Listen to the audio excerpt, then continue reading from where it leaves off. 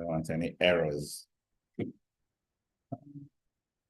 When somebody doesn't understand or doesn't do what needs to be done because it didn't know what needs to be done. So I want to clear that. I would like to start by re-emphasizing the nature of this program as we start, running through the classes. The first thing is there is a code of conduct for classes. There's a code of conduct for classes. Every class that you attend, the class has a structure and it has a code of conduct. So let me start with the structure. The facilitator welcomes everyone into the class. If, of course, there is a class that was held, the last class, a review of the last class by a sampling of the students, maybe 5 students, highlighting, sharing their major highlights or key takeaways from the last class. And then if there are any work-related professional career and professional development, self-development challenge questions that you think the class can benefit from an answer from the experts, so other experts taking your class, we call that a business solutions session. And then that period of the beginning of the class is 15 minutes of discussion. Then we now have 90 minutes of class presentation or teaching by the faculty member. That 90 minutes, it covers the entire content. And then at the end of that 90 minutes, there's another 15 minutes of conversations that will review questions. So that's the structure from the facilitator's end. What is your responsibility during this period? At the beginning of the class, everyone turns on their video. Everyone turns on their videos. So there is a face-to-face interaction.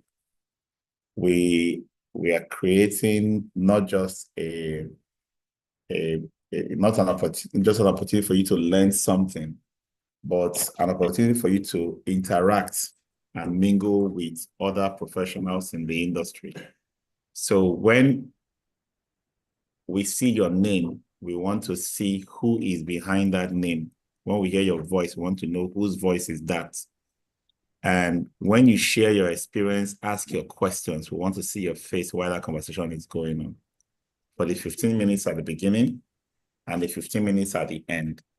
The 90 minutes when the facilitator is the one teaching, you are free to put off your video. In fact, we encourage you to put off your video at that time. So you focus more on watching the facilitator, whose video must always be on throughout the class. And then you as a student listening in an office position. This class is not a sofa class. It's not a bed class.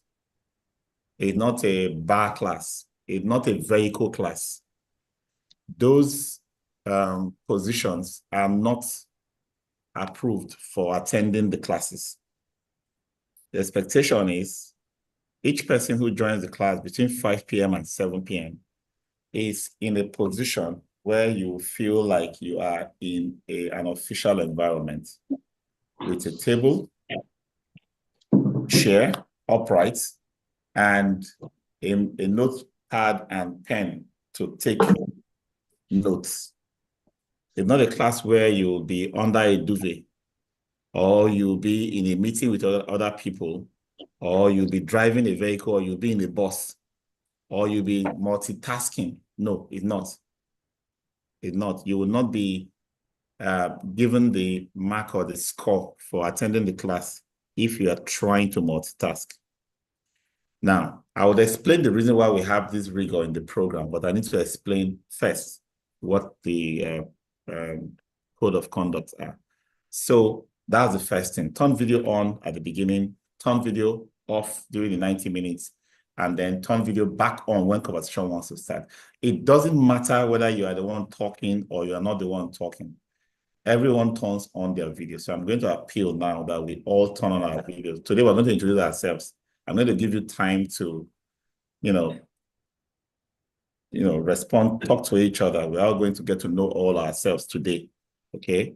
So we will want all our videos to come on in this period. Now, during the period when I've already said no multitasking during the class, that means you must be focused, right? During the period when the class is on, for the period where you have your video on, the expectation is that you are able to take notes. The expectation is that you cannot be bare-chested. Some people will be in some environments where they are so casual. They will not be properly dressed. Some will not even make their hair. They'll carry one net, cover the hair like you're in the kitchen or something. That is not acceptable in this class. You will present yourself as if you are fully dressed for an office environment or a corporate environment, okay?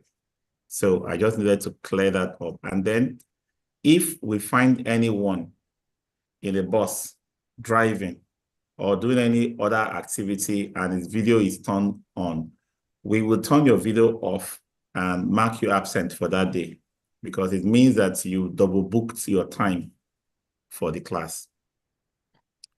Now, at the end of every class, in your learning management system, first of all, let me be clear with us on the documentation requirement. There's a form that you need to complete with more details. Send your CV, photographs, sign the NDA document. All of those things should have been done by today, but we'll give a bit of a concession. If you've not done them yet, please do them by tomorrow, okay? So that we have information to document your registration and admission into the program. When you finish the class, today we're taking the FM Foundation class. On your LMS, you will see the assignment, the assessment. You will see the course material. At the end of the course material, you will see the assessment for this class. Every class you attend has a series of questions, minimum 10 questions, which you are expected to answer in a Word document. So you open a fresh Word document, you copy the question, you paste it there, you will put your answer. You copy the question number 2, you paste it there, you will put your answer. You answer that question, those questions. Then you will save the file as your name and the course. So if I'm Paul Erubami and the course is FM Foundation, I will say Paul Erubami FM Foundation Assessment. It is also possible that a lecturer who comes to teach in this program, a faculty member will give you an assignment which is different from assessment. For example, in one of my classes, I'll give you an assignment to go and rewrite your CV, go and repackage your CV, right? And I'll ask you to submit it as an assignment. That is different from assessments. Assessment is automatic. Assignments are not. It's at the discretion of the facilitator or the faculty member to give you assignments. So on the LMS, there's a place to upload assessments, there's a place to upload assignments. Then there is a survey of that class. That survey is where you will respond to say, some of the things you learned, how was the facilitator, how was the network, how was the presentation, and so on. There are questions there. We ask those questions deliberately to see how we can keep improving the program. But answering those surveys are part of the rigor of the class. And so it is compulsory. You cannot skip them.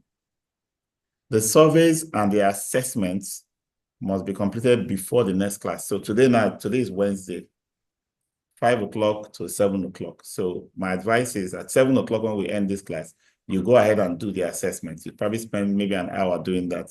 So you submit that. Then you fill the survey. Survey is just tick questions, maybe 1 or 2 comments. You put that in as well.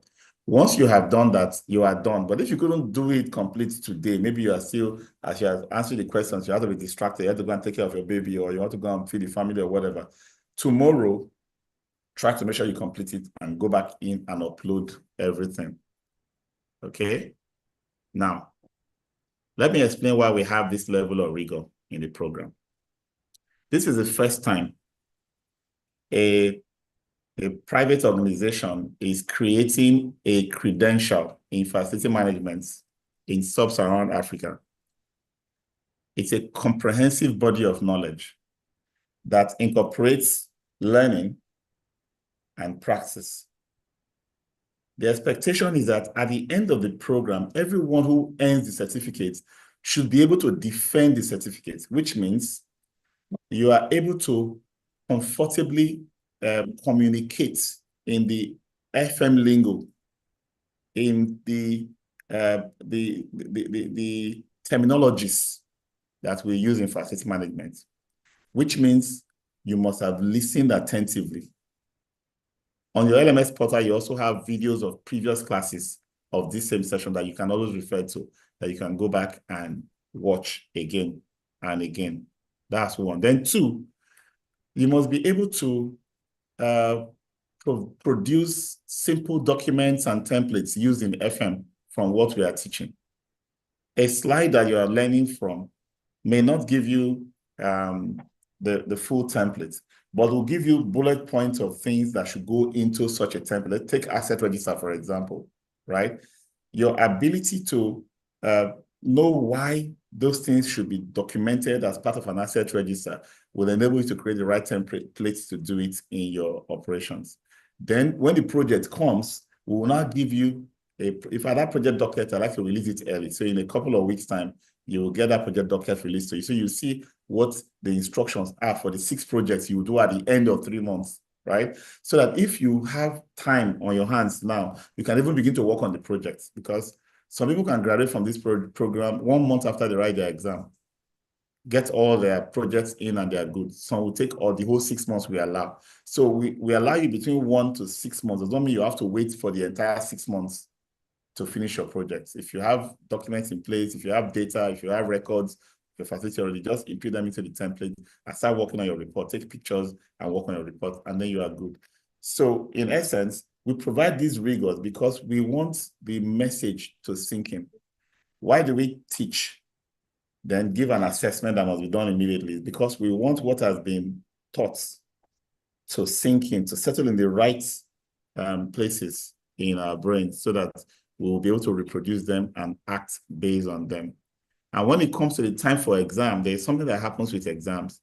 If you did not follow the rigor the way we prescribed it, you form busy and do other things that distracts you from the program. When the exam comes, you meet a shock. And once that happens, it looks as if we didn't prepare you well. So that's why we put all this rigor in place. Now, finally, this is a credential program. The FMD, if you go online on LinkedIn, for example, you see a lot of people who have FMD after their name. So Paul Erubami, FMD, right? That FMD is FM Diploma. It's a designation. It's a credential. It's a lifetime achievement that you have forever. So once you earn it, you have earned it, right? But you have to go through this rigorous process to earn it so that you can defend it.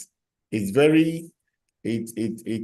a thing of joy that we have more than 98% of our graduates not only defending what they have learned, using it to excel at work and growing at astronomical rates. People who came into the program were not earning up to 100,000 naira. In 5-6 years, if you offer them 750K, they are not interested. Why? Because they're already earning more than that. It's even a pressure getting some of them to stay in a job for 2-3 years because they are eager because of the demand. There's always that demand. But you must show commitment. You must show a conscious effort to get it, to do this right. So that's why the rigor is expected. That's why it's not casual. I know in the class, we have very rich ogas coming to the directors, multinational company workers who are earning 2-3 million already. So when I tell them somebody was earning 100K, now earning 750, it doesn't impress them anymore, right? So they tend to take the program with levity, but then when they hit the exam, they flop, right? And how do you expect me now, with all the high position where you are, how do you now fail that exam where other people who are earning 100,000 are passing it and you now expect respect? It doesn't work in the industry that way. If you are here, you want to be here, you want to earn it, no matter how highly placed you have been. I've had some of my most successful students, professors in universities, Unilag, LASU. I've had directors in military formations, directors in federal ministries and the rest take the program, and they've all been very excited about it. Interesting fact is you're sitting in the same class and you have some 22-year-olds and 23-year-olds who are just fresh school leavers also in the same program. And the program balances that,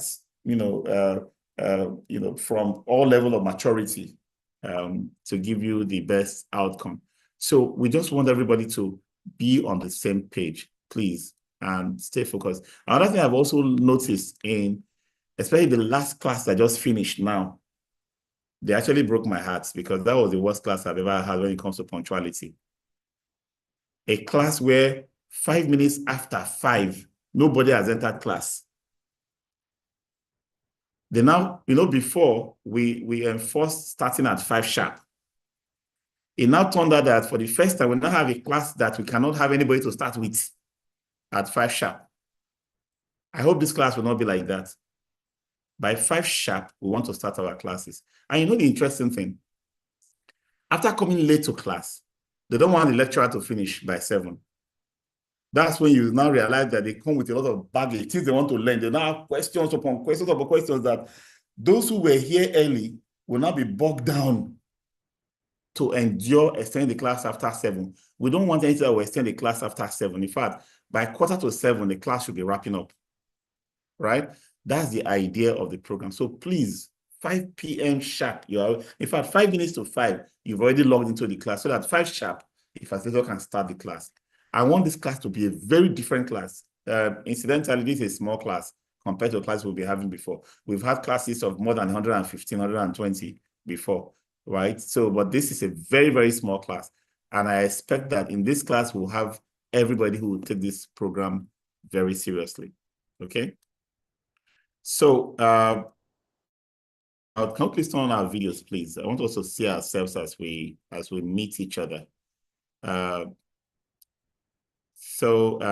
The way to converse in the class is there is a raise hand function on Zoom. So when it's time to ask a question or make a comment, you click on the raise hand function. Then whoever is facilitating or moderating the class will now recognize you to speak. And we will do that in an orderly manner in the class. And when you have been given an opportunity to speak, please stay close to the points that you want to give so that in 1 minute max, you have been able to share the points that you want to express. Okay, so that's the way the program is structured. So we'll go around the room, just introducing ourselves. For this session, you will tell us your name, your location. That's don't just say Lagos if you're in Lagos. So Lagos is very big. So if you're in Surulere, if you are in Ogba, if you are in Lekki, that one. But if you're in Osogbo, Osogbo is Osogbo. If you're in Aba, Aba is Aba. If you're laughing. So those words are clear. And then tell us what you do in terms of your current role in where you work. So that's how we want to do introduction today. I'll start it off. My name is Paul Erubami. I'm the MD of Max-Migold Limited. I'm also the head of faculty of the Facility Management Training Center operated by Max-Migold Limited here at the University of Lagos main campus. I basically manage the business and teach, participate in course content creation and consultancy for the FM industry. All right, so let's hear from Destiny. Go ahead, introduce yourself. Okay. Good evening, sir. Good evening, everyone. Good evening. Welcome. My name is Destiny Emmanuel. I'm the facility manager from I attend the class from Lekki. Good. Thank you very much. Next person will be Dr. Aluko.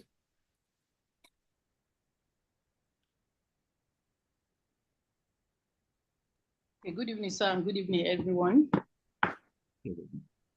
Okay. Well, I presently manage a sports consulting and event company, and I am the National Course Director for Sports Administration with the Nigerian Olympic Committee and the International Olympic Committee. I reside in Abuja, but presently I'm in Lekki. Thank you. Awesome. Awesome. Thank you, Doctor. All right. Idris. Good evening, everyone. So my name is Idris Your audio is not Akinyemi. coming through. Okay, good. Go ahead. Go ahead. I am Idris Akinyemi and I reside here in Lagos, Yaba. I am unemployed. I am a student. Hey, you're welcome. Seva. Good evening, everyone. My name is Silva Onyebuchukwu. I live in Aba. I work remotely, like I work from home for a company. My current role is a team lead in one of the projects we're managing here. So I'm happy to be here. Awesome. It's a pleasure. Welcome, Seva. Yes, I can. Wale. Good evening, everyone. My name is Daniel. I live in Lagos presently, and I work in the facility management Max-Migold. I don't know the position. You're welcome. Henry.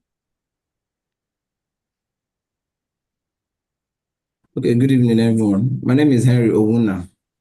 I work with the facility department of the Church of Jesus Christ of Latter Descent. I live in Egbeda, around Egbeda area. Thank you. Olamide.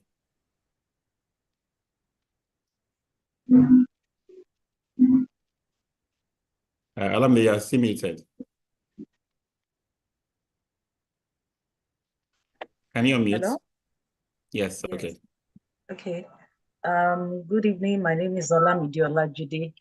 I live in Ibadan and I work with the microfinance bank. I'm the head of main and logistics. So my department manage all the facilities of the bank, both Awesome. outside Ibadan. Awesome. Thank you, Olamide. Yank, no?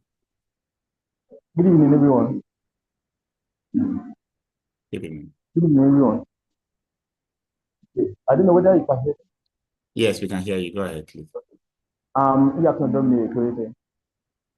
self-employed. Currently, I want to make a start in facility management. Awesome. You're based where? So I'm based in Lagos here, or Dr. Precisely. All right, fantastic. Yinka, show Yemi.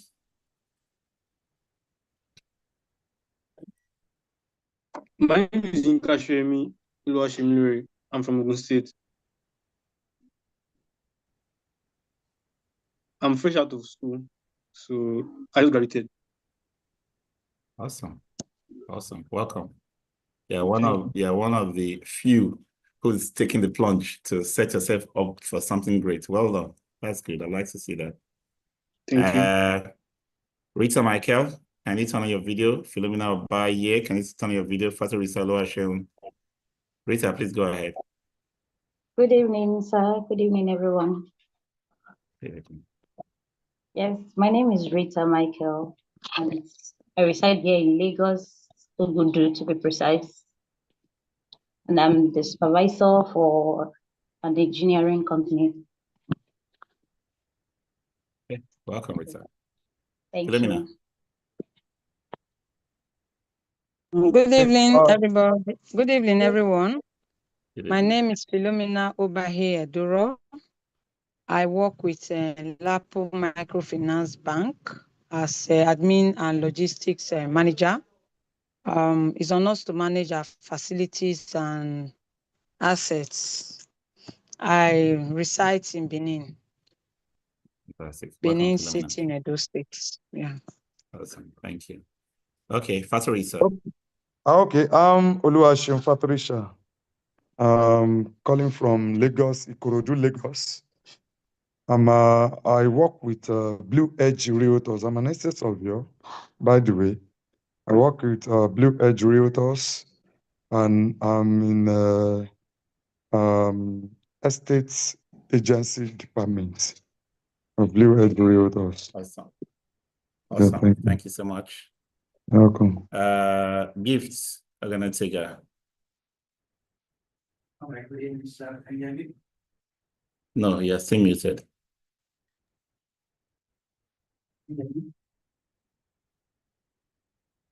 The audio is not coming in.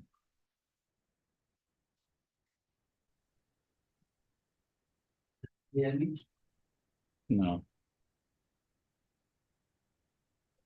No audio, no video. Okay, you can test your mic and speaker later and introduce yourself. Have we covered everyone here? I think. Oh yeah, Vera. Vera, have you introduced yourself? Good evening. Good evening. My name is Edith. I'm currently in Lagos, Ikoyi. I work as the front desk / administrator for Bro Property Services at Ikoyi. Thank you. Awesome. Awesome. Thank you very much. And everybody has given their introductions, so I'm going to share my screen, and you can feel free now to turn off your video if you want to, so that all focus will be on me. Please put your pen and paper beside you so you can give your put your notes down. Because at the end of this presentation, I expect many questions. Anytime I don't get questions from the class, there's only one conclusion I reach, that people were distracted. They were not listening. There's so many things that you'll be challenged with that if you don't, if you really think about it, you must have questions or at least some key highlights that you would act on. So the way I normally would advise that you take notes is, because you have this slide, you have the elements, you have all this information at your disposal, you don't necessarily need to be, copying down what you are seeing. One thing that you should write down is, if there is something new that strikes you, let's assume you have an opinion about something, and a facilitator now says something or teaches something that challenges it, right? You must write that down. I call that a new knowledge, something that either challenges what you had or adds to it in a significant way. You must write it down, because if you don't write it down, you will forget, and your brain will reset to what you used to know or don't know before. That's one. Two, if a question pops up in your mind, immediately write that question down. Don't say, I will remember to ask at the end of the session. Write it down. Okay? And then the last one is, if there are any actions from your current operations or activities that what you are learning is hitting as a solution to, write down that action item down. For example, if you have a challenge with something that you were thinking it's supposed to be an electrician's job, and since you don't have an electrician, you'll not be able to solve it. And in a class, you hear a conversation that shows you that a technician of AC can fix that same thing, and you have an AC technician, right? Because of that new insight, write down an action item to contact your Kelechi, your AC technician about so and so, right? Because at that point, it's an action coming out of a knowledge you have received that addresses a concern or an issue that you are dealing with at the moment. You have to write it it down. Okay. Okay, can I also confirm that the class is being recorded, Miracle?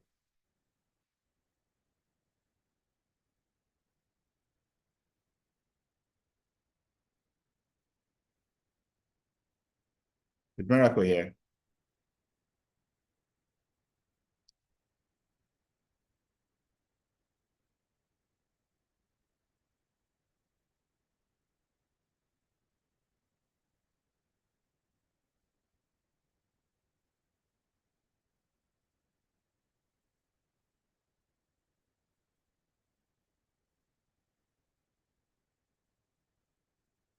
All right. So, oops, am I in the wrong slide? Sorry.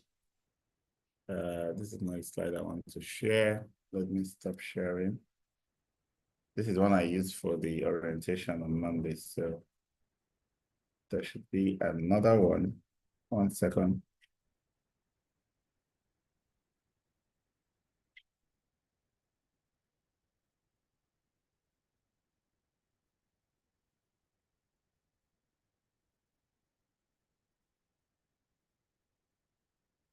Yes, I recorded on YouTube.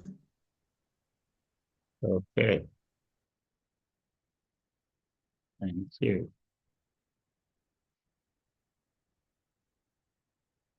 All right, I think I got the slide for today.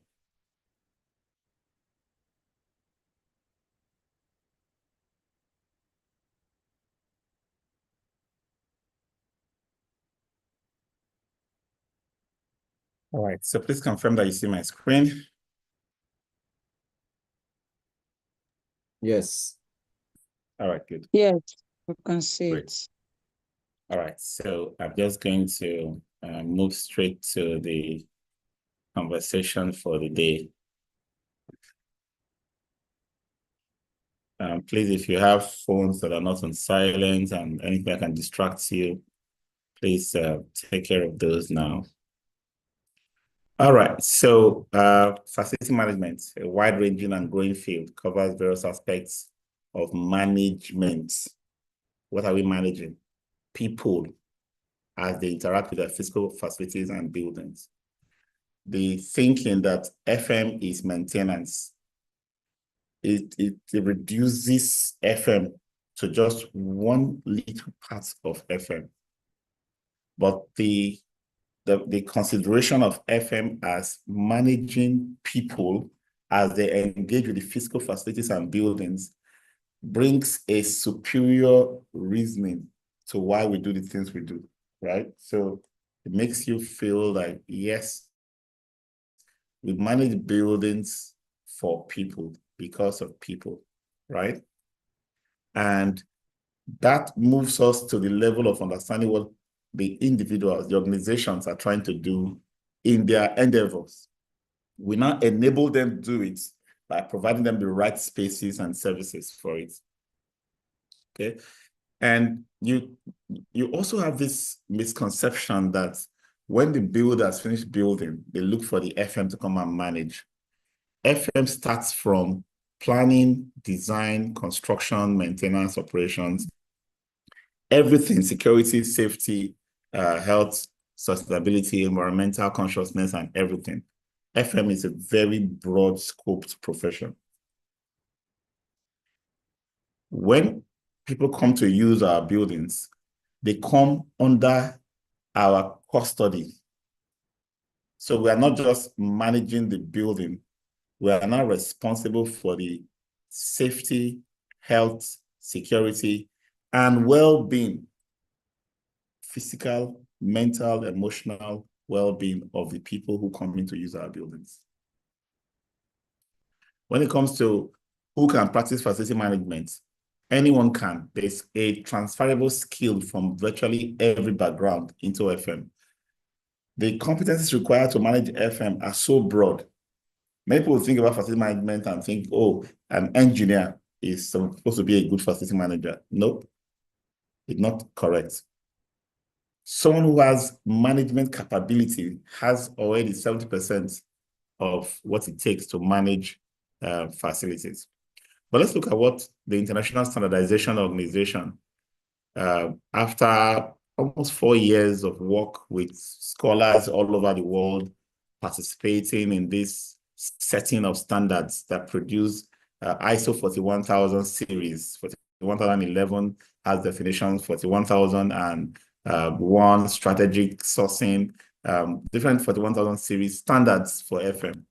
In the 41011 2017, it defines facility management as an organizational function which integrates people, place, and process within the built environment with the purpose of improving the quality of life of people and the productivity of the core business. How did we arrive at this after many years of defining FM different ways? The level of elevation of thinking and reasoning about facility management is what led to this. We integrate people, place, and process within built environment with the purpose of improving the quality of life of people on one hand, and the productivity of the core business on the other hand. In essence, make people's life better. They in turn become more productive and make the organizations more profitable. Right. So that is the main reason why we do or practice facility management. With this definition in mind, you can see a wide scope of coverage of what the FM profession does. Asset management, people, organizational issues, safety, cleaning, front office, building maintenance, contract catering, physical security, surveillance. Just go on and on. Property services, security services, support services, internal services, whatever you call them, admin services, logistics services. So this is how I have, over the years, 25 years of practicing and teaching facility management at the highest level.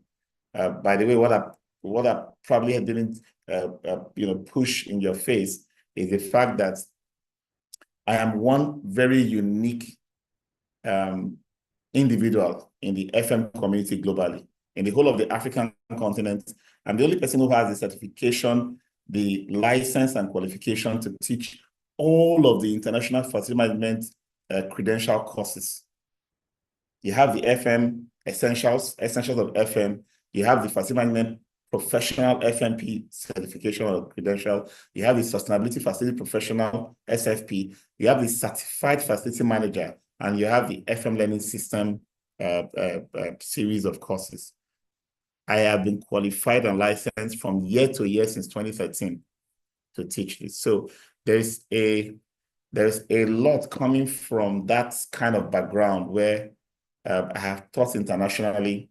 I have covered the entire body of knowledge. I've participated in creating the manuals for some of the courses that we teach.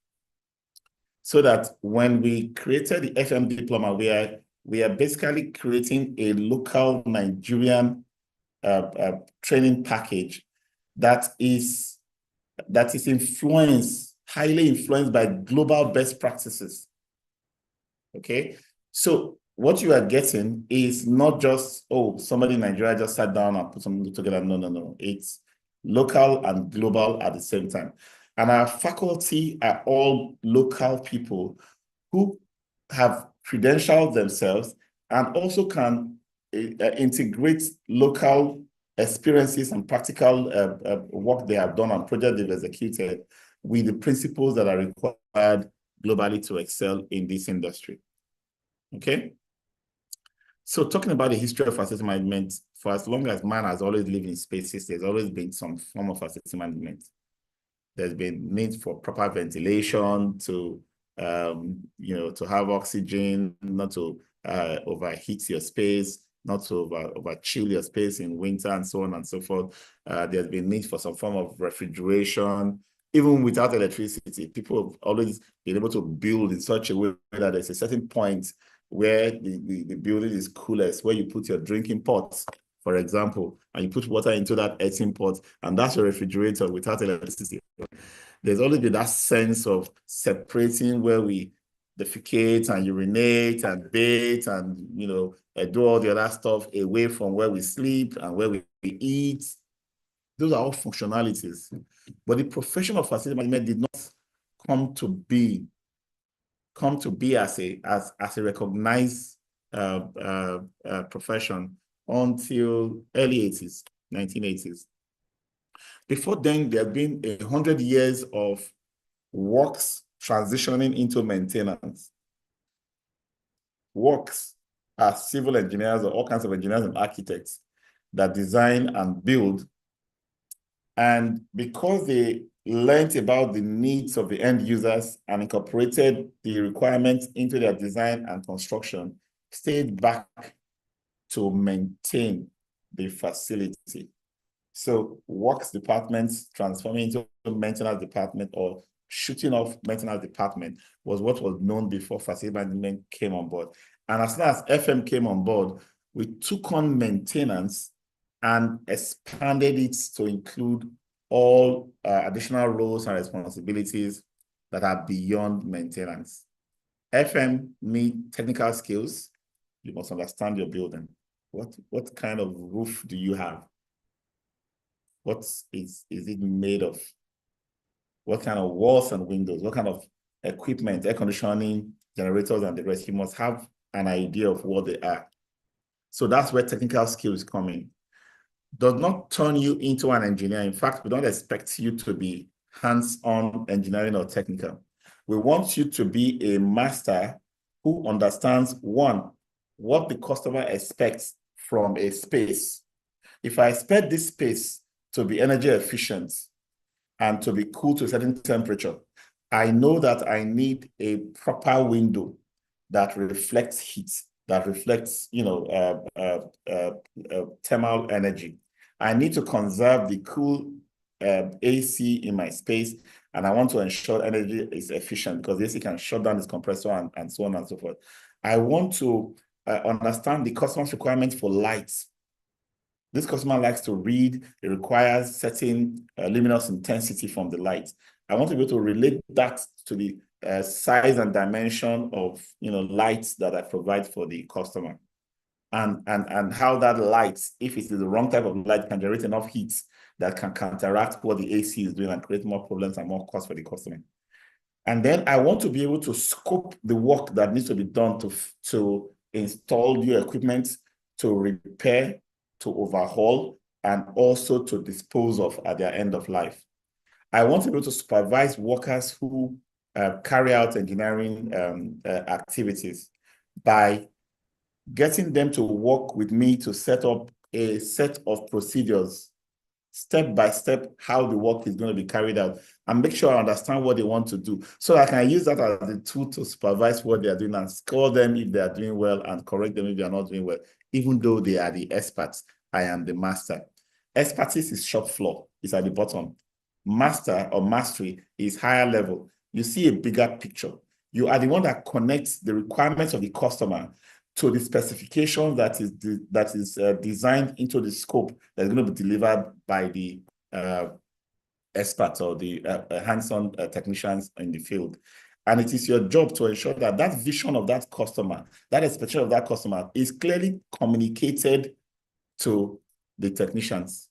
And everything they do, their reporting must align to give you the necessary information you need to respond to the customer to say, we've done your job or we have such a gap, right? Now, technical skills. You should be able to read basic drawings.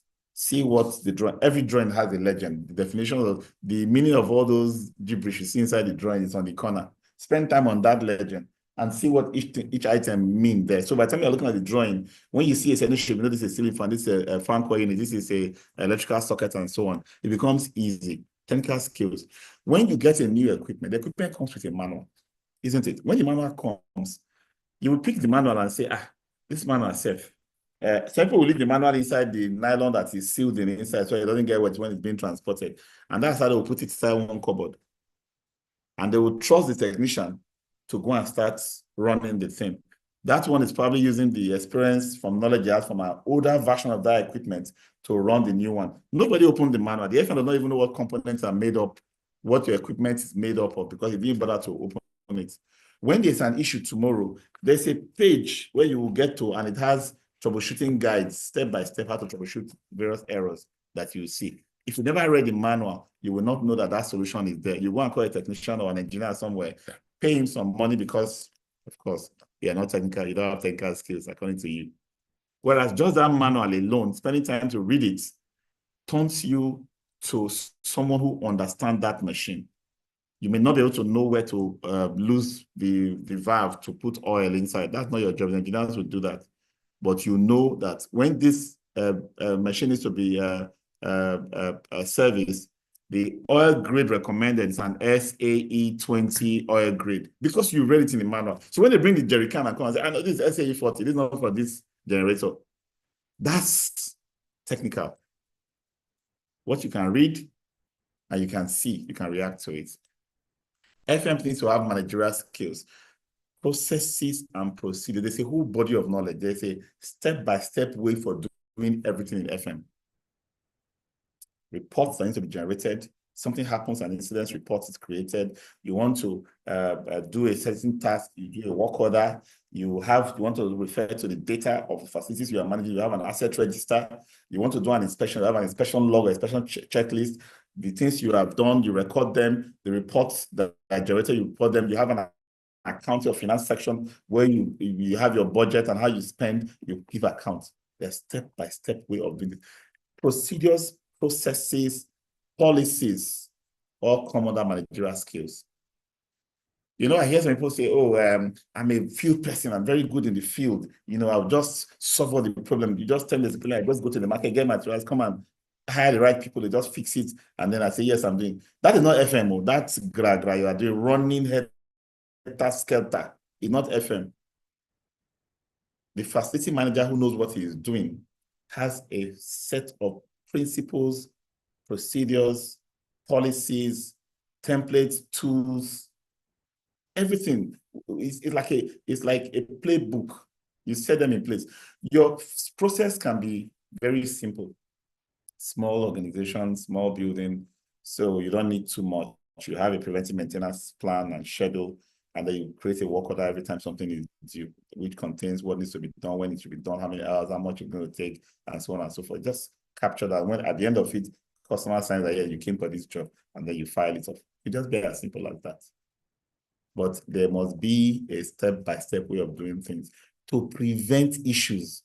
Your smartness and agility in solving problems should not be your superpower. Your superpower should be your ability to use processes to work in such a way that those problems are foreseen, attended to, prevented from happening. Everything goes seamlessly. So don't shine. Don't think you are being too good. Some people think that their salary should be promoted, their salary increase because they've been running helter-skelter. That's not FM. Then the most important skill an FM should have, interpersonal skill. You manage people, you know, go back to the definition. People as they interact with places. You use processes to do this. But the people that you work for, you need to manage them, their expectations, for example. If you don't understand their expectations, whatever you do is wrong. So spend time understanding your expectations. That's the people, by the time you have finished delivering service to them, know what they think about it. Feedback. These are all documented processes. And then you work with people in your team. FM is not a low man's job, but there's no job in FM that you can say, it's me. I do everything. I clean the place. I maintain the generator. I change the lights. It's not possible. You work with a team.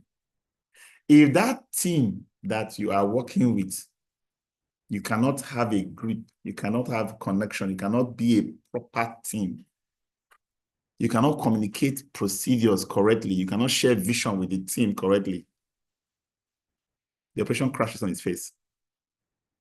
And there is nobody you can complain about. They don't hear word, they don't listen. I tell them everything they don't do. If they're not listening to you and they're not doing it, go back and check yourself. There must be something you need to learn and change about the way you interact with them. It's also possible that there are some of them that cannot be helped because the requirements on that site, they have refused to adjust themselves. You need to realize some time and take action. Above all, the personal skill means you have a good relationship with everybody. In fact, I have had situations where I've worked with some staff with all kinds of issues. After months of engagement, I come with a sack letter and I present it to you, smiling and explain to you how it has gotten to this, and you understand it very well.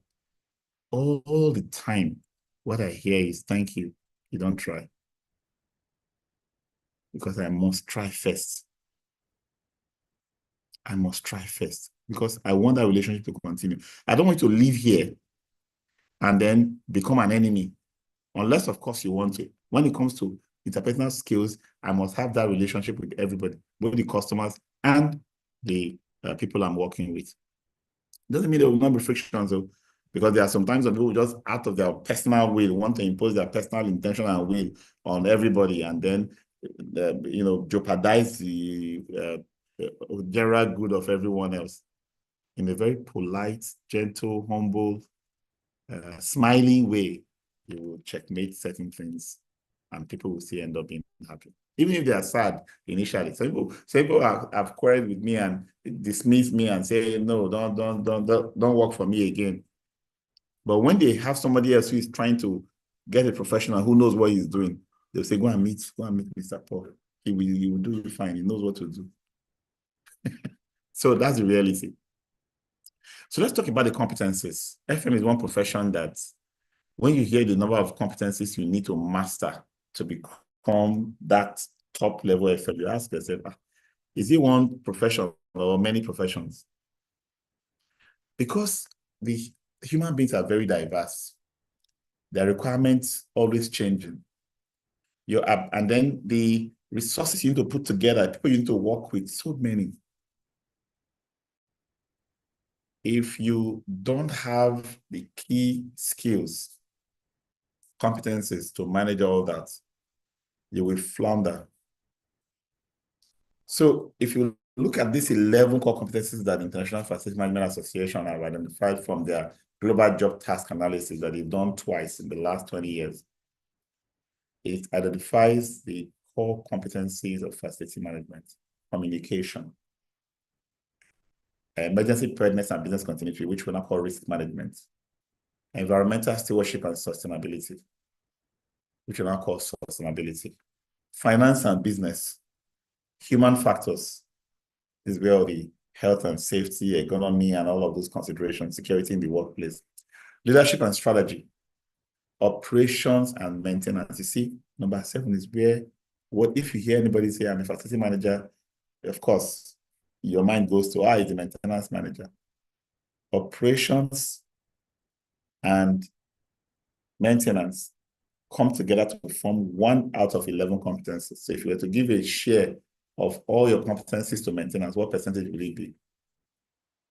Project management, quality, real estate and property management, and technology. These are the core competencies. In terms of the day-to-day, what do? You make sure the place is clean. You make sure the place is secure. Those are basic operations. You make sure there is proper maintenance. You make sure there is risk management plan in place. So in case something happens, you already have a plan for it. And then you plan for sustainability, how to reduce energy consumption, reduce environmental impact of your property, and you plan those spaces. So it's a broad scope of activities. And I was telling you how I demarcate it. I demarcate it by saying, what is the core business of that organization? Once you identify the core business of that organization, what is it selling? You classify that as a core business. And everybody in the organization who are directly working in that core business, you say they are in that profession of that business. Everyone else who is not in the core business are supporting the core business, are enabling the core business, are all in facility management. So facility management is a non-core group or non-core function of any organization. How do I put this in context? We have the discipline that we acquire when we study. So somebody who studies hospitality services, for example, he studies hospitality services. That's your discipline. Just the way you study electrical engineering, you study medicine, study law, that's your discipline. That is not your professional. People get it wrong. Your profession is what you give. After you've acquired the discipline, what do you give to society? What do you do to earn a living with that discipline? So a mechanical engineer discipline who produces or maintains air conditioning is in a profession of what? Cooling, comfort cooling, right? An accountant who studied accountancy or accounting and works in a bank, not necessarily doing accounting, but probably in risk, probably in credit, probably in savings and loans, probably in value-added product, probably in technology. This was accounting, but his profession is banking. So for us in facility management, our profession is facility management, but we come from multiple disciplines into this profession of facility management. Okay? Now, if I had that discipline of mechanical engineering now, and I'm working in a factory that produces bottled water, I'm on the line where the water is being produced, making sure that the conveyor belts are aligned, the motors are always working and not too hot and not too loud and so on and so forth. I was a mechanical engineer by discipline, but I am now in the profession of manufacturing, or in some cases, maintenance within the manufacturing sector. That is my profession. Okay? Now, if that same mechanical engineer was now taken out of the factory and put in a water plant where he produces water that the factory needs to produce, that mechanical engineer has left the profession of manufacturing into facility management, because water production and supply is not the core business of that organization. The core business of that organization is bottled water. And input into bottled water is the water that is produced and brought in to be treated in the plant, bottled in the plant, and packaged to go out. The engineer has moved from, he has a discipline, mechanical engineering, manufacturing became his profession, and then he switched profession to facility management when he was moved to water production and distribution. So that's a typical example. I can give you another example of somebody who works in a bank. Make sure that meeting rooms are set, coffee and tea are served, snacks and meals are provided for every meeting. That's his job. He's providing hospitality services in a bank. That guy is in facility management, he's not in banking, he's not a banker. So even if he carries his ID card, I work in so and so bank, he is not a banker because he's not involved in the core business of banking. He's enabling bankers to do their job and succeed. If that person were to shift from there and go to, say, Eco Hotel, now in charge of banquet halls and banqueting and all of those cocktail parties that people have there, doing basically the same work, he has changed profession again. He's no longer in facility management, which he was in the bank because he was in support function. He's now in the core business of a hotel. So he's no longer in facility management now. He's now working as a hotelier, as a hospitality professional, right? So that's how your discipline can lead you to one profession and then another profession, but discipline remains the same, professions can change. If you come into FM, every aspect of every organization that is non-core to them is facility management.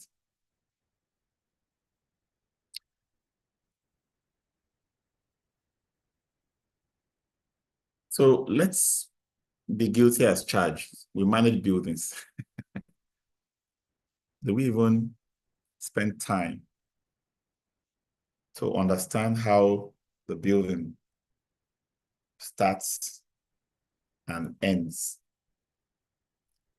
Quite recently, I've seen a few, I mean, not a few, several buildings in Lagos have been pulled down. Very strong enforcement by the Lagos state government on dilapidating and structures that are no longer structurally stable. They have reached their end of life, but not many people wanted to get to that point. They've not planned for it, so they don't expect it. So when they see a crack, they patch it. When the house shakes because a truck goes by or a train goes by, they will find a way to keep managing it. Something falls off, they patch it back. It has reached its end of life. There's a cycle from planning, to design, construct, operate, maintain. You need to dispose at some point. This is one of the things that facility managers know, that everything has its life and has a time when it needs to end. What are the things that facility managers bring to organizations? Strategic contribution. The moment you start elevating yourself to that level where you ask, what does my organization want to achieve in the next 2 years, 3 years, 5 years? How is the current state of facilities supporting that vision of strategy? What are the gaps between the current state of facilities and what facilities will be required to deliver on this type of strategy in the years we are approaching? The FM that is thinking like that begins to think about policies, procedures, programs, capital investments, justify them because he's aligning his need for improvement and new projects to organizations' mission and vision and goals.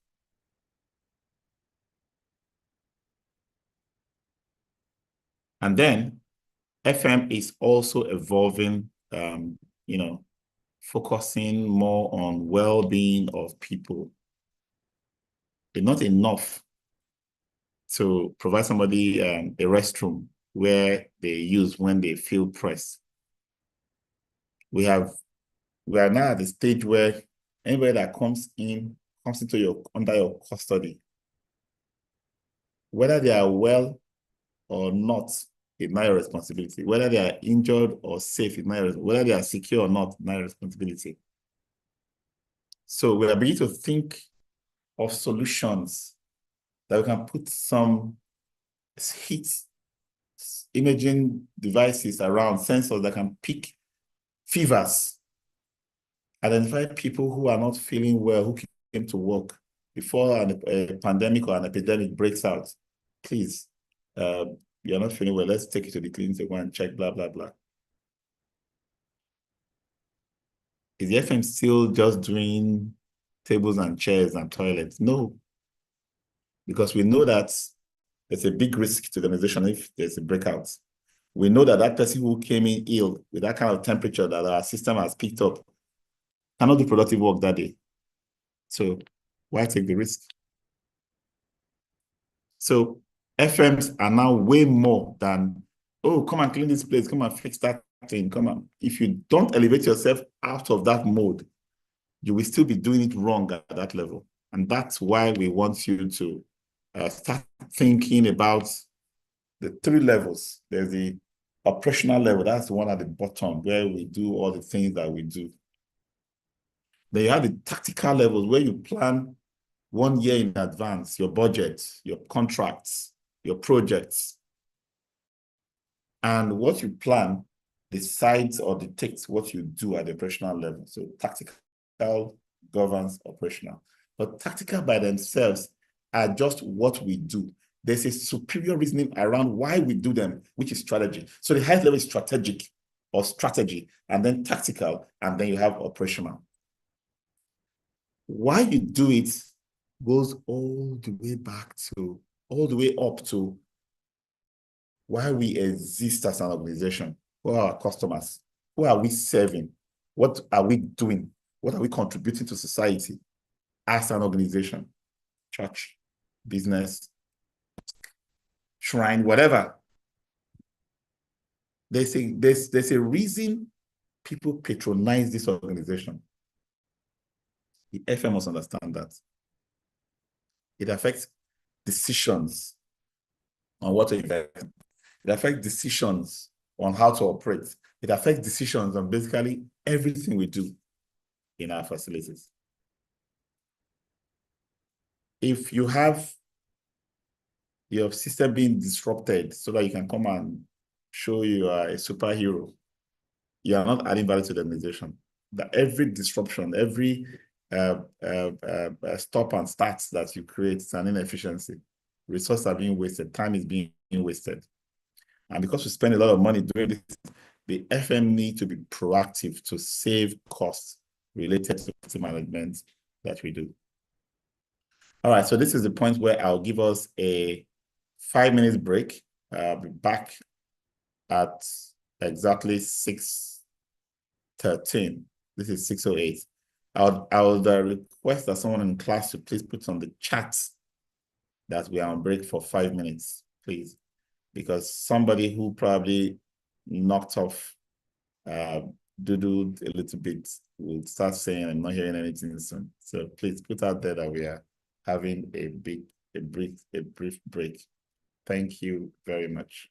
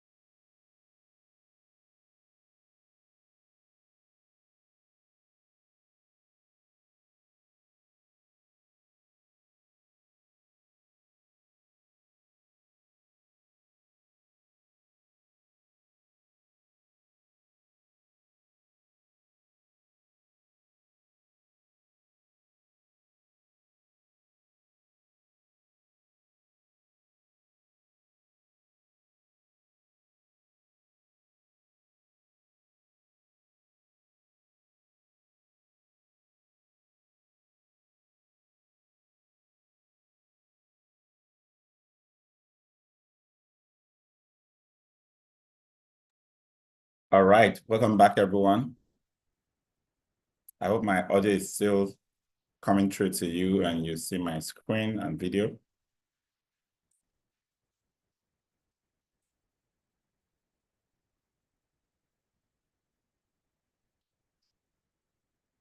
Facility management can be broadly divided into two services. The hard facility management services is also called the building services.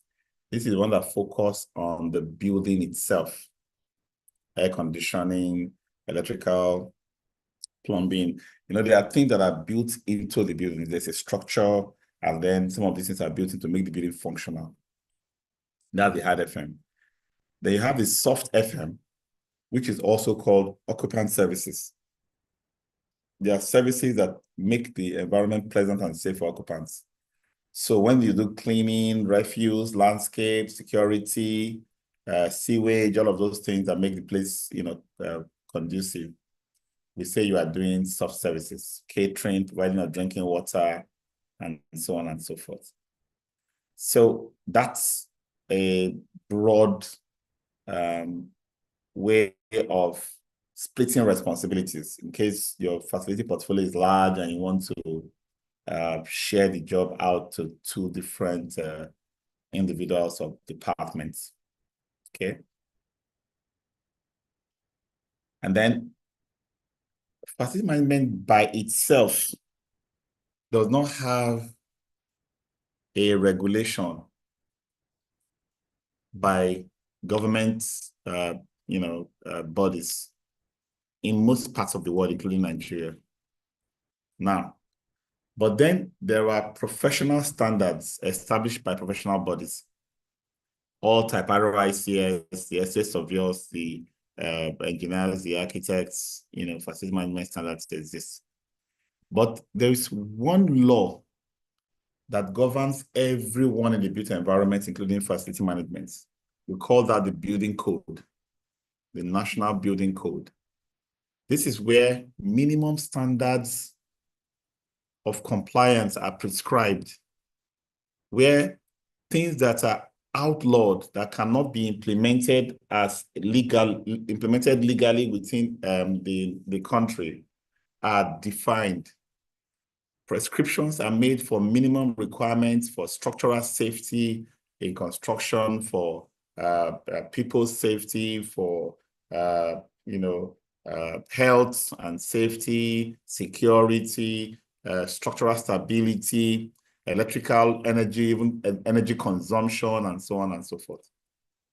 The standards are there for us to apply. So if I come into a new property, I'm not trying to criticize the construction team or whoever they are. I'm just trying to follow the standards. There are certain compliance that must be met.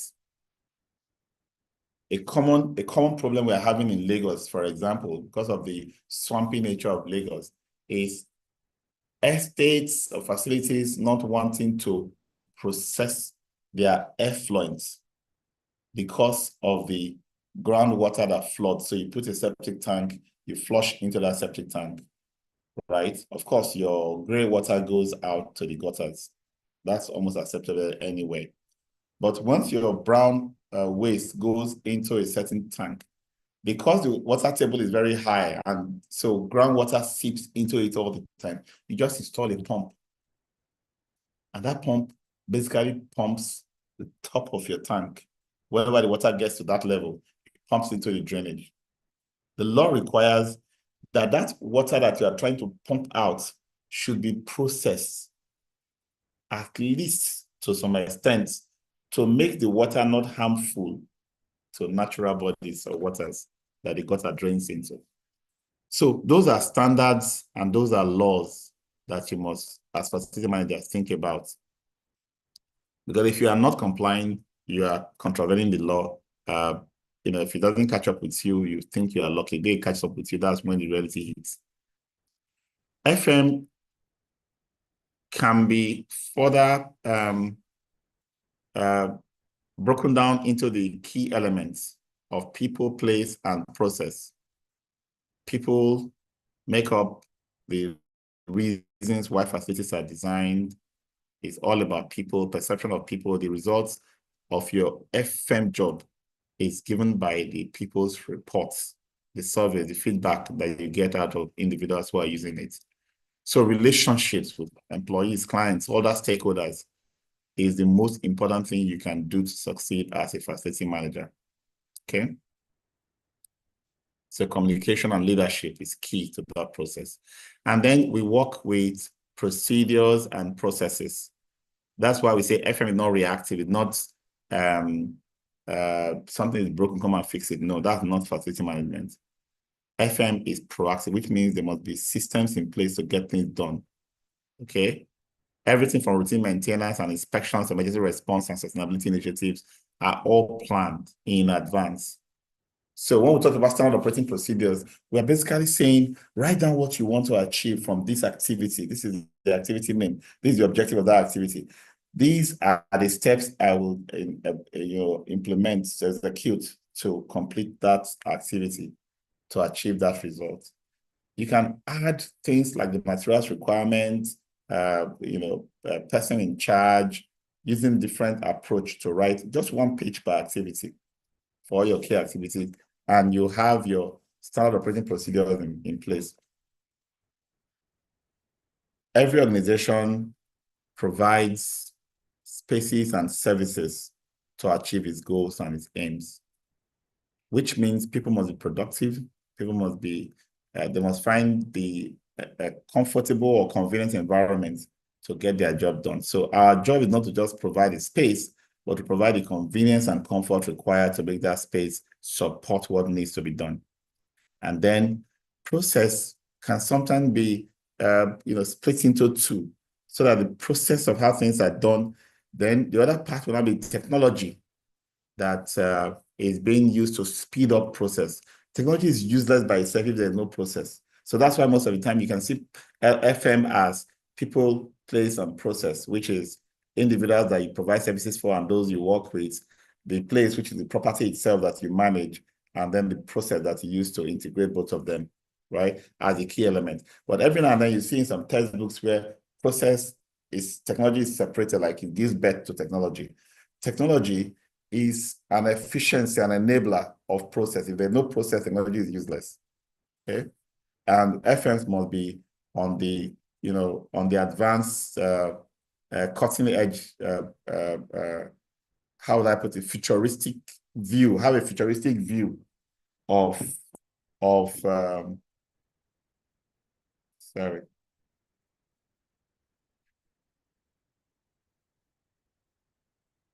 must have a futuristic view of buildings. When buildings are evolving with new technologies every day, the FM must be in tune with that reality.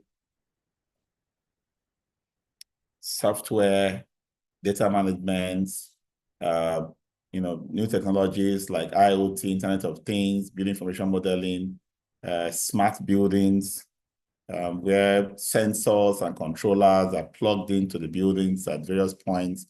Data is not only gathered from them, but controls can be handled remotely, or certain automation done through programmable logic into the systems, where, take for example, the sun is very bright, AC is told to respond by doing a lot more work. People are more in the building, estimate the weight of the heat load, and respond by increasing the production of chilled water that goes to the air handling units.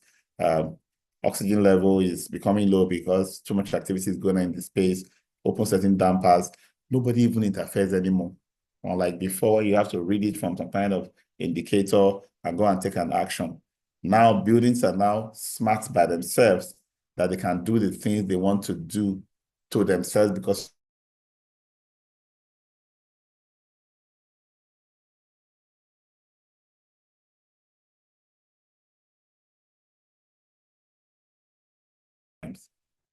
to foster operational excellence in facility management. First thing you need to understand, core principles of operational excellence includes customer value. We spend money all the time. We must provide value to the customer. Process efficiency. If you don't have a process, you can't be talking about process efficiency. All you do is the way it comes to your mind. Forget process efficiency. You don't have that in place. Continuous improvement. There must be better ways to do things on an ongoing basis. Proactive problem solving. Problems don't have to occur. You can learn, plan to prevent them from happening. Streamline operations. Don't create a process or steps that duplicates or complicates issues or how things are done. Minimize waste as much as possible. Waste of money, waste of time, precious time, right? Minimize it. Ensure safety and compliance. This is key to everything. Don't take unnecessary risk. Ensure safety and compliance is key in facility management, and then align facility management practices with the broader organizational strategy. You cannot serve a master you don't understand. Don't say, I know how to manage buildings. And so because you've been managing buildings for a bank, you now carry that mentality to manage buildings for a hospital. That's a recipe for disaster, isn't it? The strategy of the organization should determine what kind of practice you put in place. And then your processes must be continuously refined. Let the workflows not have duplication, not have bottlenecks that prevent things from happening. And that's why you need to look at your process to see at what point are we doing an unnecessary activity? At what point do we need to improve that to unbottle or loosen the knots at that point to make things go faster and better? Our goal for operational efficiency is to reduce downtime and improve service delivery. And I will talk about continuous improvement and quality management. We must have very high standards, accepting that someone who painted a wall and the paint spilled into the skirting is normal. Therefore, that paint should stay on that skirting is reducing standards. That painter should either have masked before painting, or you have a post-construction cleaner who can remove that paint from the skirting, because the skirting is tiles, it's not wall that it was painted. Focus on the customer. Continuously focusing on the customer, improving the way you do things, and always staying focused on the organizational goals. And then cost is a big issue when it comes to facility management. We spend monies from the clients, and we have to be smart. We should understand things that lead to cost escalation, things that lead to spending money without bringing value back to the customer. Sometimes we expect the customers to always have money lying around, so that when we just say this happened, they'll just throw the money at you. And that can be a challenge when they now tell you have to budget carefully for both the ones you know and the ones you don't know. There has to be a clear approach to cost management through efficient and effective budgeting. And cost effectiveness means that you must keep targeting on how to have clear specifications of everything you need at any particular time and the cheapest practicable cost to execute that thing. Making strategic investments in technology, training, and infrastructure that will yield long-term savings and efficiency gains. Entrench cost consciousness by policy and model integrity. We were today in the World FM Day event held at the University of Lagos Environmental Faculty by the Association of Facilities Management Practitioners, and I was in the panel. And one of the things that we don't often talk about is the fact that there's so much corruption in the FM industry.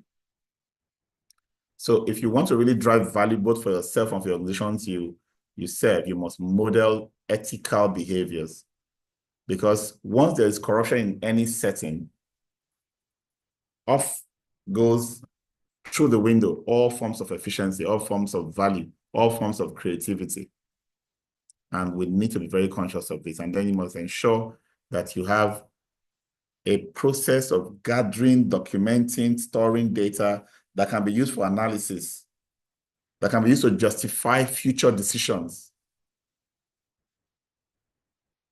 Buildings are getting smarter with or without FMs. So we as FMs are actually playing catch up with buildings. Energy management system, security systems, fire safety systems in some buildings are way very advanced that we need to play catch up. We need to learn how to use them, how to interact with them, how to understand them.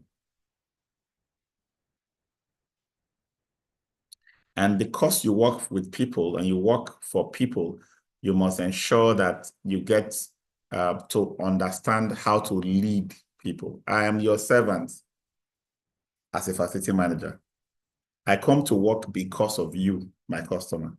I come to work for you. I come to work on your behalf to ensure that you can do your job. That's why I come to work, right? I don't come to rub shoulders. I don't come to work with you or as you. What am I trying to do? I'm trying to do my job so that you can excel at yours. Because you are in the core business. It is because of you the organization exists to serve the customers that we have identified.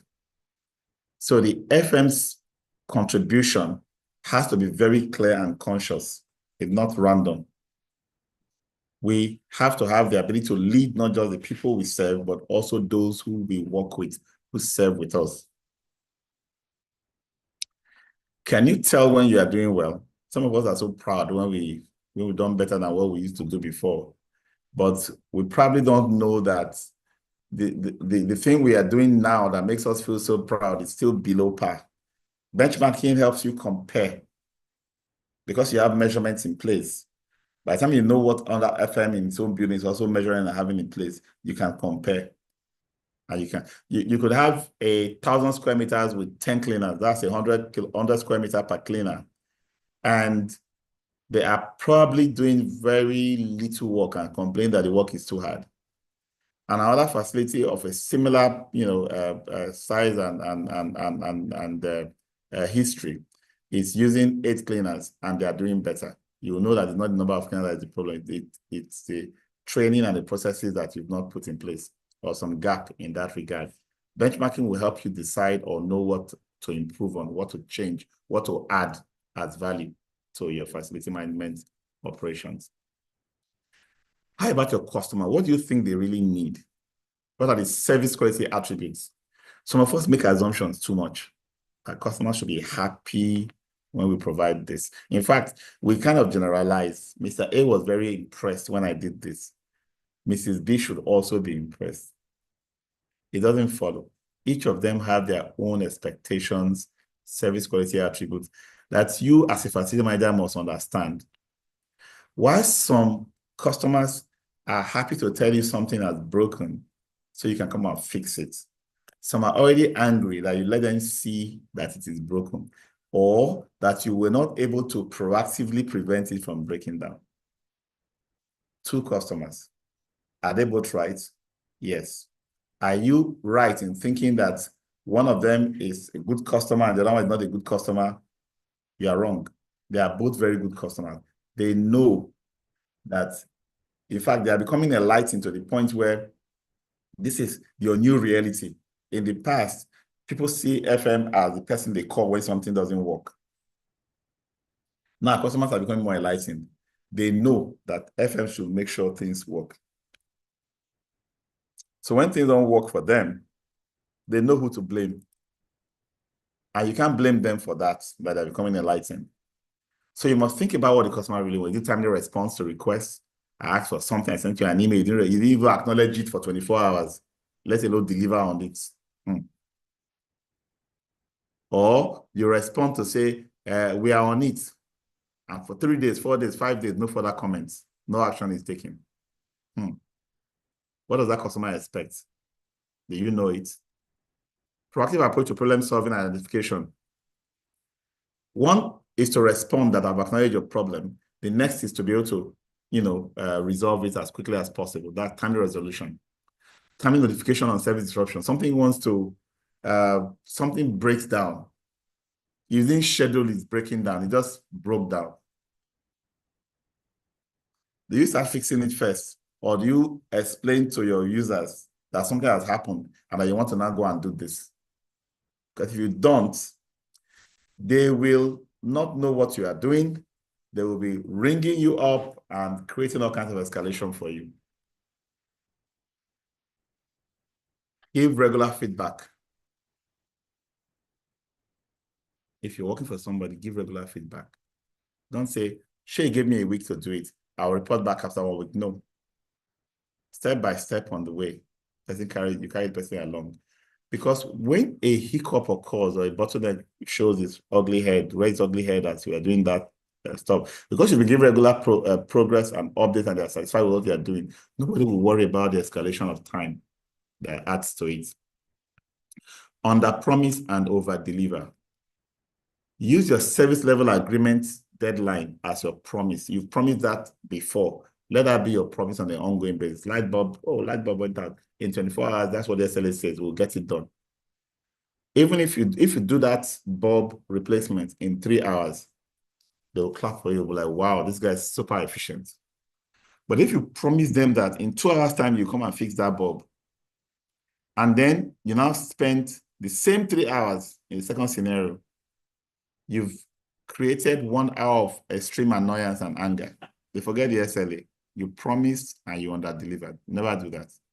But never use this as a premise to under-promise below what your service level agreement is, because then you're committing a crime. Keep your integrity and avoid negative perception in your word and action. We are always in the eye of the storm as FM. There's always that suspicion that FMs are getting kickbacks and getting caught here and there. Stay above board. Be on the ethical side. That's the only way you succeed in this profession. If you really want to do it, you must be ready to do it right. And I can assure you, you are going to have a very rewarding career. You're going to do well. You are going to get promoted. You're going to get all the money you need to live a comfortable life if you stay on the path of ethical standing in your profession. Timely delivery of work, care, respect, and courtesy. This is one profession where you respect people and don't demand the respect. But what do they say about respect? Respect is reciprocal, which means if you give respect, you will get it back in return. You must be cost effective. You must have a professional outlook. You must have, orderliness, good housekeeping, and attention to detail in problem solving, identification, scoping, costing, and job completion certification. Some people will scope work. There we go, come back and tell you story about how that scope is not going to work again, how something has changed, how something has been added, how, all whatnots will be jumping in. Don't be that person. It's always important that you take a lot of time to plan what needs to be done. You lay it out step by step and you get it done, than to rush into it and then, fall back to come and say it's not enough or something is wrong.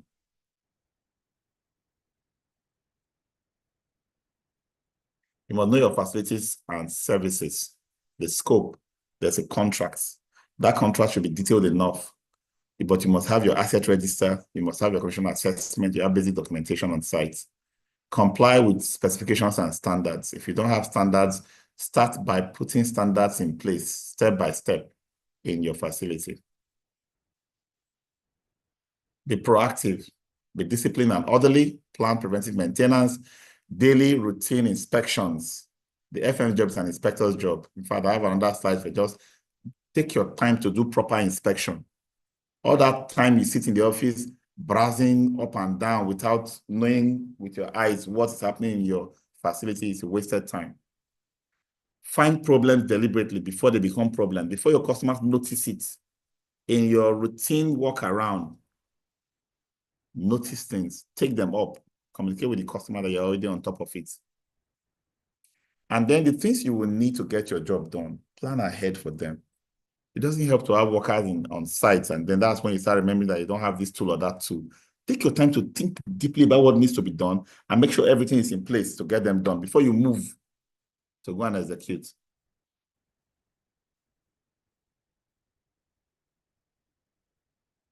FM requires you to have proper documentation, a filing plan, well laid out, folder structure. Nowadays, before when we were doing just paper filing, it was easy to create a structure. People just know that if you're looking for this type of document, you go to this folder, you open it, you have an index page in front, you go to that number, you flip to that number, there's a tag on it, you pick that document out. Computer now came. We started using soft copies for things. People just forgot all about having a filing nomenclature on digital files. So you will see somebody will open a folder and it will have monthly report 1, 2, 3, 4, 5 in brackets till infinity. If somebody is looking for Aja regions monthly reports submitted in August 2024, you see the kind of dance you have to dance. You will open and close and open and close and open and close. Guesswork until you find it. So people carry file and put in their computer. The way the file came, they did not name it using a normal nomenclature that they cannot use to find that file before they saved it. Come and see them searching for the file. It's in their computer. But if you don't know the name you save that file in, because you're not the one that created the name, forget it. You will not find that file. Your productivity is dwindled just because of poor record keeping. In many cases, not because you don't have the record, but you don't even know how you kept it. You have to scroll and scroll and scroll and scroll and scroll. Somebody's looking for something from you. You are spending 20, 30 minutes searching for it before you can bring it out.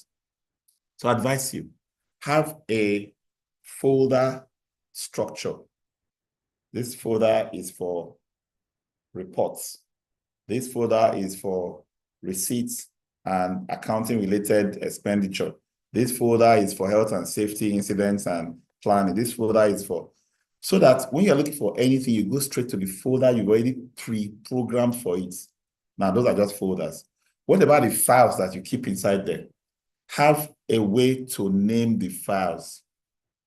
If it's a report file, let the report file show that it's report which is subject, but let's also indicate the name of the person or zone or property that report is about. And let's also indicate a period.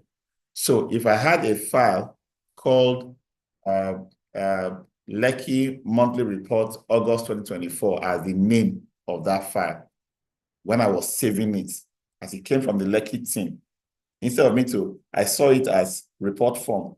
Of course, the Lekki team probably didn't have a saving nomenclature for files. So they sent to me as monthly reports. The way I send them the form, they'll fill it and send it back and say, please see the report of our work this month. And me too, I'll add it to a folder called forms. So you will see forms. It will add a bracket to dump there. But if I open that file, I go through it. In fact, before I go through it, I rename it by saving as into a certain folder for reports, and in the name, I edit it to Lekki monthly report August 2024.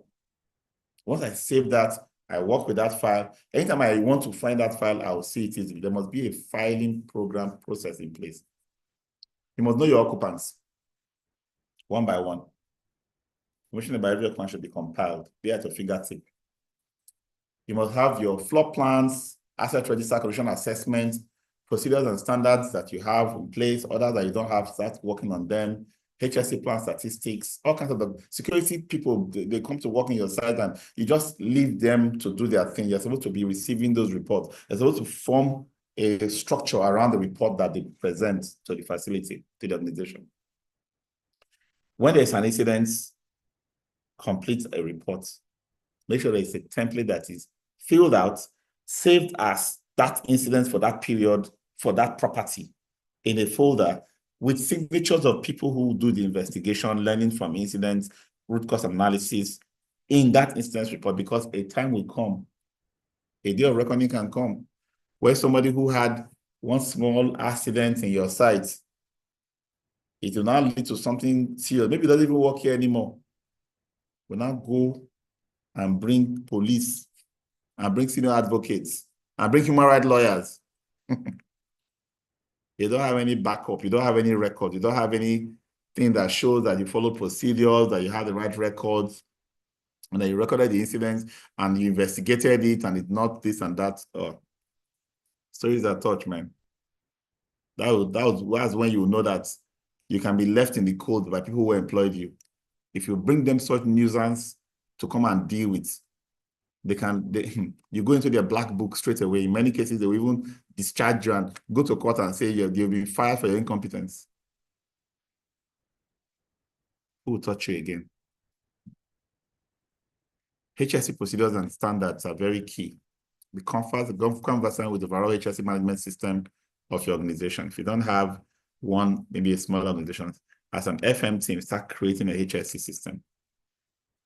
Includes a plan, some procedures for doing certain things, like how to wear the proper PPEs to do certain activities, and so on and so forth. And then let there be a record of HSC performance. How many hours have we worked?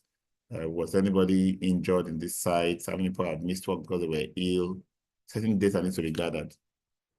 And then there are important things that relates to the work you do. Have job hazard analysis or job safety analysis for that itemizes the risk for safety risk related to any job, especially the non-routine jobs. Then you have the safety data sheets that documents the hazards in most chemicals that you use in your facility, from glues to fumigation chemicals to cleaning chemicals to water treatment to diesels and oils and all of them. They all have hazards. They all have ways to manage them, how to store them so that they don't become a danger to people around you. That's what the SDS contains. And then you hold daily toolbox meetings. You review activities for the day. You discuss the quality expectation. You discuss HSC and the work process itself. And then you have HSC meetings. There's so many things. You have documents showing how you distribute HSC PPEs to your staff on a regular basis. I said before, the FM job it's an inspector's job. Don't expect what you don't inspect. We call this management by walking around. It's the best way to be on top of your game in FM. Somebody says, oh, we are done. Oh, hello, sir. We are finished that job. We hand over that thing to the customer. You stay in your seat and you write to the customer, dear customer, we are done. Customer say, what are you done? Maybe it's not a picture of something that was not properly tidied up and sent to you. Will not be embarrassed. Go and see. Workers will work better when they know that you walk around randomly to check on what they are doing. And then pay attention to blind spots. Just yesterday, I was inspecting a painting job. The painter instructor was supposed to do a touch-up painting of a facility that is being handed over back to the landlord. I noticed one trend. If you walk into a particular room, the wall in front of you is very superbly painted. But turn back behind the door. That's a blind spot. He knows that that's a blind spot for whoever is going for inspection. He doesn't even bother to touch it. The same thing with cleaning. All vertical, horizontal surfaces, doors, top of windows, sills, top of cupboards, cleaners will not touch it unless they know that you are the type that goes to do your checks. If I'm going to check for cleaning, you think I'll not be checking the obvious places? I won't. I will focus on the blind spots. And when you go for your inspection, please don't just go with your 2 eyes only. Say, I'm looking for different. No. There must be one key requirement for all inspections. Checklists. These are the things that I want to check for. Because you will not remember all the things to check for. So prepare the checklist first. 2, a recording device, which can be either a notepad and pen plus a phone that can snap pictures. Because we are going back to the office to go and scope that job. The visuals you capture with your eyes may not be there, especially if you are distracted by so many things at the same time.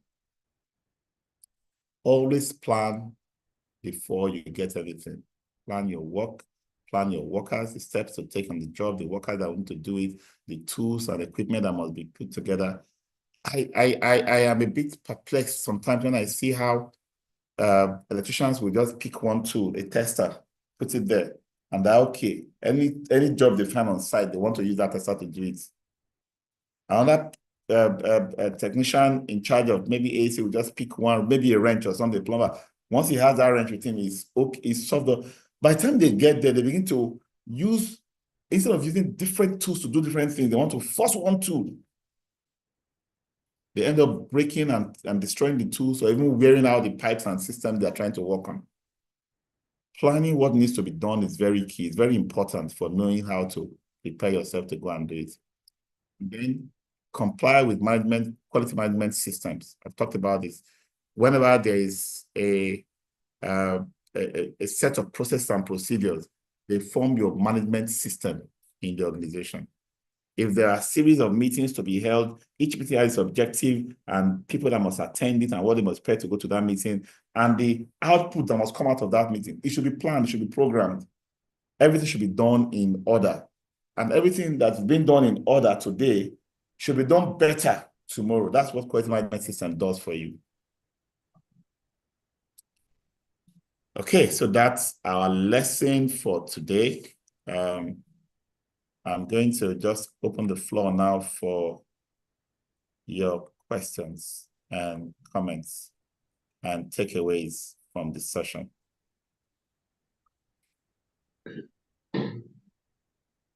As already discussed, please use the raise hand function on your Zoom, and then I recognize you to speak. Remember what I said about talking after the class. Please put on your videos and let's have a conversation. Shall we? Thank you, Henry. Yes, Silva, thank you. You can ask a question now. Go ahead. Okay, thank you very much for the class. I don't have a question, Sha, at least not yet. But I just wanted to say thank you for the class. I actually learned a lot of things, but I will just give one takeaway that I wrote down. I learned that we should always open our manuals, know the steps, and own the knowledge. So I am not the technician, but I am the master of the knowledge. And it is my job to correctly communicate the client's expectations to the technician. So that's one of the many things I actually learned today. Thank you. Thank you. Thank you so much. That's really, really good. And that's very significant. Well done. Yes, I can hear me. Go ahead. All right, thank you, sir. So you mentioned an acronym, HSE. What does it mean, Yes. please? Health, safety, environment. So every time we manage facilities, we are the environmental managers, and we are also the people managers, right?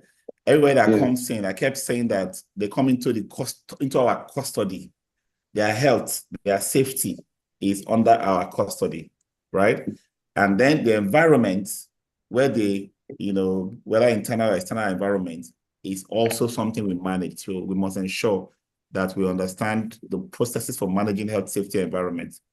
Toolbox toss is when we talk about the things we need to do. Ask ourselves what can go wrong. Ask ourselves what risk there are.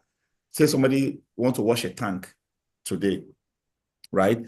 And then you are planning the job, and then you don't realize that people can lose their breath inside the tank, or the tank can become too hot at a certain time. You didn't plan for that work to be done early in the morning or late in the evening where the weather will be cool. And you didn't plan for a second person who will back up that person. In some cases, tie a rope on the person's leg. So if the person does not respond to you when you call his name 2-3 times, you will shake the rope and go inside and go and bring him out, because he could have fainted inside the tank, right?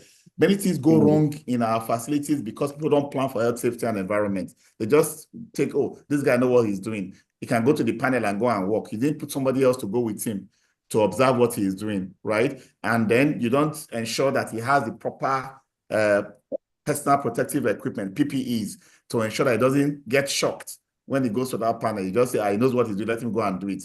That is process failure. If anything happens, you will not say, this guy knows what he used to do now. You don't know whether he has taken some shots of a gogoro on this particular day.